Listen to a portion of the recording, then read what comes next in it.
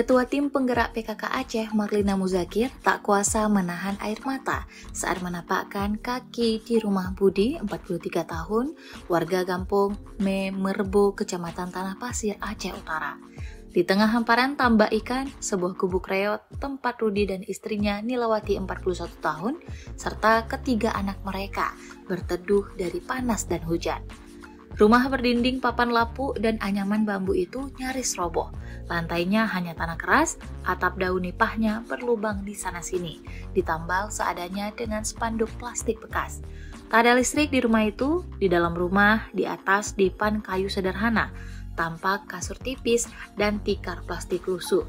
Sebuah nampan berisi sisa nasi putih tanpa lauk tergeletak di samping tempat tidur. Saat Marlina masuk ke dapur, seekor ayam yang tengah mengeram terkejut dan terbang keluar lewat atap yang bocor, seolah memperlihatkan betapa rapuhnya bangunan itu. Rudi bercerita ia merantau dari Kuala Simpang, Aceh Tamiang, sekitar 10 tahun lalu untuk menjaga tambak masyarakat Luxmawe.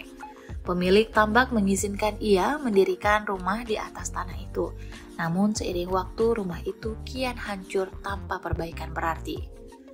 Mendengar kisah itu, Marlina Muzakir berusaha menenangkan Nilawati.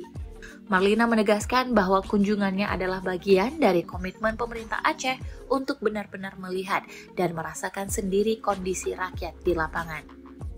Sebelum meninggalkan rumah itu, Rudi mengucapkan terima kasih dengan suara yang parau.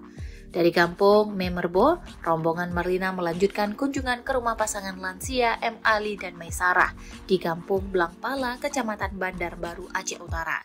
Di rumah sederhana yang juga berdiri di atas lahan milik pribadi itu, Marlina kembali disambut haru. Maisarah langsung menangis saat Marlina tiba. Ia memendam kekhawatiran mendalam. Putra mereka M. Fahri akan segera menikah, namun kondisi rumah mereka sungguh memprihatinkan.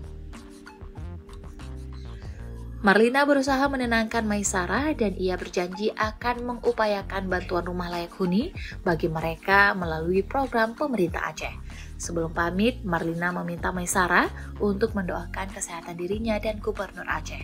Maisarah dengan derayan air mata memeluk Marlina erat dalam pelukan penuh rasa syukur dan harapan baru. Kini keluarga Rudi dan keluarga Maisarah menatap masa depan dengan harapan baru. Rumah yang lebih layak untuk hidup yang lebih bermartabat.